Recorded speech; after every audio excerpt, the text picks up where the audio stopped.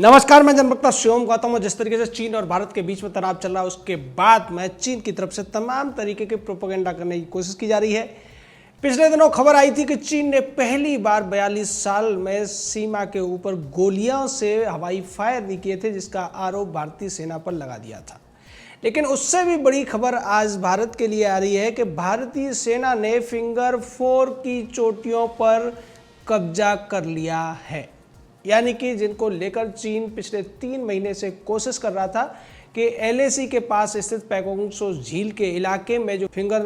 4 की चोटियां हैं, उन पर चीन कोशिश में था कि इन पर कब्जा कर लिया जाए और फिंगर 4 से फिंगर 8 के बीच के इलाके को वो अपना बताता है। लेकिन अब भारतीय सेना ने इन महत्वपूर्ण चोटियों पर अपनी मोर्चाबंदी करके चीन को बेहतर तरीके से मात दे दी है। पिछले हफ्ते भारतीय सेना ने जिस तरीके से दक्षिण पैगोंग त्सो झील के इलाके में तमाम चोटियों पर अपने मोर्चे लगा दिए थे, टैंक और मिसाइल से लगा दी थी, उसके बाद चीन पूरी तरह से बौखला गया था। चीन ने कहा था कि भारतीय सेना ने अतिक्रमण किया है चीनी सीमाओं का। LAC के इस बार बढ़कर आ गई है भारतीय सेना। लेकिन भारतीय सेना ने स्पष्ट किया था कि हमने कुछ भी अतिक्रमण नहीं किया है, ये हमारी ज़मीनें हैं और हमारी ज़मीनों की रक्षा करना, उन पर मोर्चेबंदी करना भारतीय सेना का संप्रभुता और संपन्न अधिकार है। इस कड़ी में तमाम बातें की गई PLA की तरफ से, तमाम बातें ग्लोबल टाइम्स की तरफ से की गई। एक और बड़ी खबर यह है कि अब भारतीय सेना ने तमाम ऐसी जगहों पर जहां से चीनी सैनिक, PLA के सैनिक घुसपैठ करने की कोशिश करते रहे हैं, उन जगहों पर अब कटीले तार लगा दिए हैं और स्पष्ट तौर पर चेतावनी दे दी है PLA के उन चंपुओं को कि अगर इन कटीले तारों को, LAC को क्रॉस करने की कोशिश की तो अंजाम बहुत बुरा होगा। निश्चित तौर पर अंजाम उतना ही बुरा होगा जो गलवान घाटी में जिस तरीके से भारतीय सेना के जांबाज वीर सैनिकों ने निहत्थे होते हुए भी चीनी सैनिकों की गर्दन तोड़कर उन्हें एक अंजाम तक पहुंचाया था। और उसके बाद में चीन इस बात को बार बार छुपाने की कोशिश करता रहा, लेकिन सच्चाई कभी छुप नहीं पाती है। तमाम जो एजेंसियां थी, US की एजेंसी से लेकर अंतर्राष्ट्रीय एजेंसियों ने ये दावे किए थे कि चीन के 100 से ज़्यादा सैनिक मारे गए हैं, जिसको चीन छुपाने की कोशिश करता रहा। बाद में ऐसी खबरें भी देखने को मिली जहां पर चीन के उन सैनिकों को दफनाया गया था जो कि गलवान घाटी के संघर्ष में मारे गए थे। तो इस तरीके से चीन बार बार इस अपने देश की जनता को गुमराह करने की कोशिश करता है और इतनी बड़ी कामयाबी के बाद भी चीन अपने देश की जनता को गुमराह कर रहा है और वो ये कहता हुआ नजर आ रहा है। आज ग्लोबल टाइम्स की तरफ से एक खबर छापी गई कि PLA का जो तिब्बती मोर्चा है उस पर एक बड़ा युद्धाभ्यास किया गया है। इसमें टैंक से लेकर हवाई जहाज़ों, जेट विमानों से तमाम बम वर्षा की गई, तोप के गोले चलाए गए और इससे भारत को डराने की कोशिश की गई है। इससे चीनी सेना ये दिखाने की कोशिश कर रही है कि वो बहुत मजबूत है। लेकिन हकीकत ये है कि चीन इस तरीके के ड्रामेबाजी अपने देश की जनता को पागल बनाने के लिए करता रहा। दूसरी तरफ भारतीय सेना अपनी जो एक मजबूती है उसको निरंतर आगे बढ़ाती जा रही है और यही वजह है कि अब पैगोंग त्सो झील के आसपास की जो चोटियां हैं उनमें से ज़्यादातर पर अब भारतीय सेना ने मोर्चा संभाल लिया है। मोर्चा संभालने का सीधा मतलब ये है कि जिन इलाकों में चीनी सेना जो फिंगर्स के बीच के इलाके होते हैं उनमें से घुसने की कोशिश किया करती थी और कभी कभी बीच में आकर भारतीय इलाकों में अपना झंडा फहरा कर भी वो भाग जाते थे, खासकर कांग्रेस सरकार हुआ करती थी। लेकिन अब ये स्थिति पूरी तरीके से बदल गई है। पहली बार दुनिया ये देख रही है कि जो देश सभी देशों की ज़मीनों पर कब्जा करते आया था और उसको धौंस दिखाते आया था, अब वो दुनिया के सामने ये कहता हुआ नजर आ रहा है कि भारतीय सेना ने उसकी ज़मीनों पर कब्जा कर लिया है।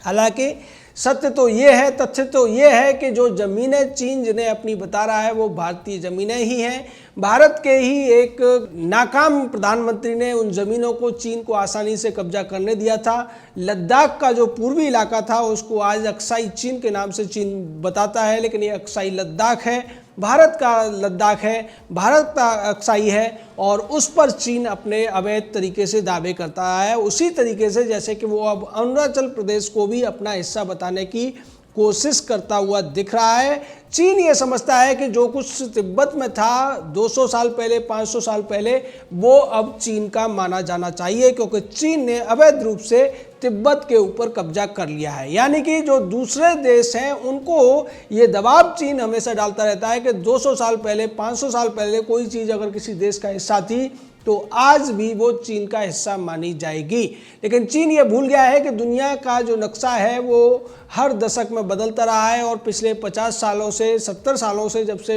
द्वितीय विश्व युद्ध खत्म हुआ है उसके बाद तमाम बाउंड्रीज को फाइनल मान लिया गया है। उसके बावजूद चीन ये चाहता है कि उसकी विस्तारवादी जो नीति है वो निरंतर चलती रहे, वो तमाम देशों के उन क्षेत्रों पर कब्जे कर ले जिन पर उसकी बुरी नीयत है या बुरी नज़र है। लेकिन अब जिस तरीके से वर्ल्ड ऑर्डर बदल रहा है, विश्व का जो एक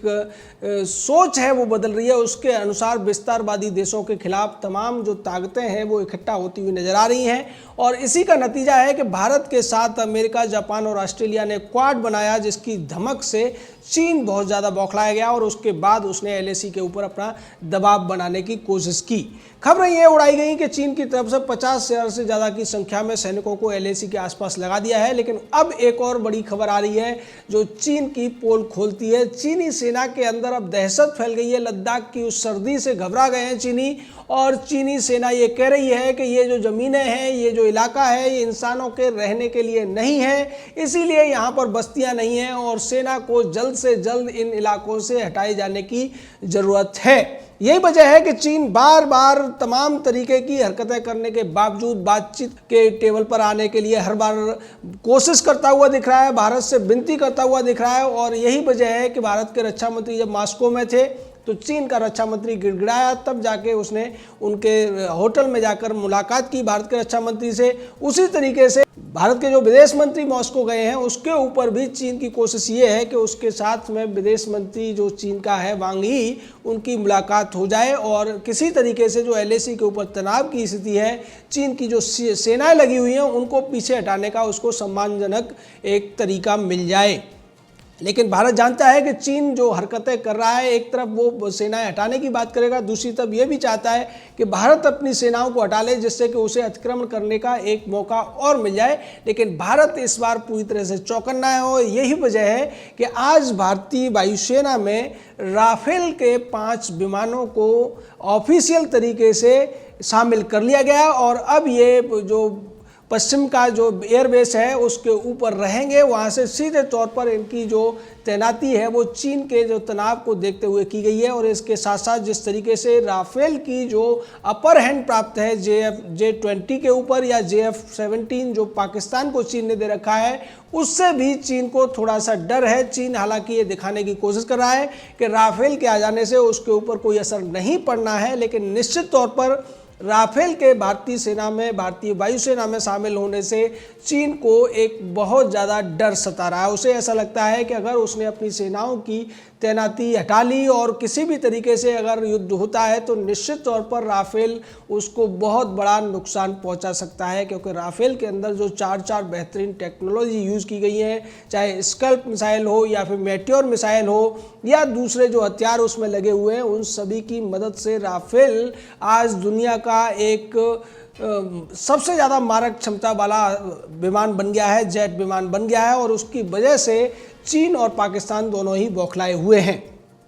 दूसरी तरफ भारतीय सेना ने जो अपनी एक माउंटेन स्ट्राइकिंग कोर बना रखी है उसके बारे में भी दुनिया जानती है कि इसमें जो 2 लाख के करीब सैनिक हैं, ये किसी भी परिस्थिति में किसी भी ठंडी से ठंडे इलाके में लड़ सकते हैं और न केवल लड़ सकते हैं, किसी भी दुश्मन को धूल भी छटा सकते हैं। और जिस तरीके से पैगोंग त्सो झील के इलाके में भारतीय सेना ने तमाम ऊंची चोटियों पर अपनी पोजीशन बना ली है, उसके बाद ऊंचाई की वजह से अब भारतीय सेना का जो एडवांटेज है वो 1 के बजाय 6 का हो गया है। यानी कि अगर भारतीय सेना के 10 सैनिक एक मोर्चे पर होंगे तो कम से कम 60 सैनिक चीन को लगाने पड़ेंगे उनसे मुकाबला करने के लिए। दूसरी तरफ भारतीय सेना ने जिस तरीके से पिछले 5-6 सालों में अपने आप को आधुनिक किया है, अपने आप को तमाम साजो सामान से सुसज्जित किया है, उसके बाद भारतीय सेना की, भारतीय वायुसेना की, भारतीय नेवी की जो ताकत है वो कई गुना ज़्यादा बढ़ गई है और इसी से अब चीन जैसे देशों में खलबली है। दूसरी तरफ चीन को डर सता रहा है कि दक्षिण चीन सागर में भी भारत जिस तरीके से अपनी धमक दिखाने की कोशिश कर रहा है, है उसका इरादा चीन को अब उसकी औकात बताने का है।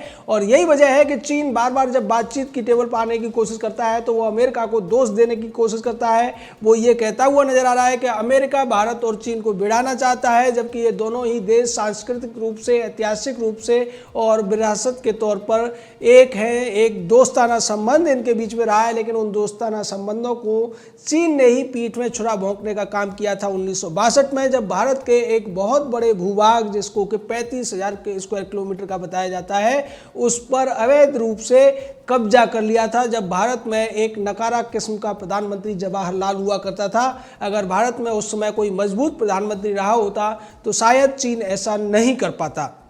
उसी तरीके से चीन ने 2004 से 2014 के बीच में जब भारत में एक कठपुतली प्रधानमंत्री बैठा और उसको चलाने वाली एक इटालियन महिला थी, उस दौरान भी चीन ने भारत का 5,000 स्क्वायर किलोमीटर भूभाग कब्जा कर लिया था। लेकिन अब परिस्थितियां बहुत ज़्यादा बदल चुकी हैं। भारतीय सेना नित्य नए कीर्तिमान स्थापित कर रही है और भारतीय सेना ने जिस तरीके से दक्षिणी पैगोंग त्सो झील के इलाकों में चोटियों पर अपनी मोर्चाबंदी की थी, उसी तरीके से अब पैगोंग त्सो झील के फिंगर 4 इलाके में भी ऐसा किया है और इसको निरंतर जारी रखेगी भारतीय सेना, इसके भी संकेत मिल रहे हैं। निश्चित तौर पर कटीले तारों को लगाए जाने से अब जो चीनी चंपू भारतीय सीमा में घुसने की कोशिश किया करते थे उनको भी बहुत बड़ा एक अवरोधक पैदा हो गया है और अगर वो दोबारा ऐसा करेंगे तो निश्चित तौर पर भारतीय सेना फिर से उन्हें जवाब देगी। जय हिंद, जय भारत।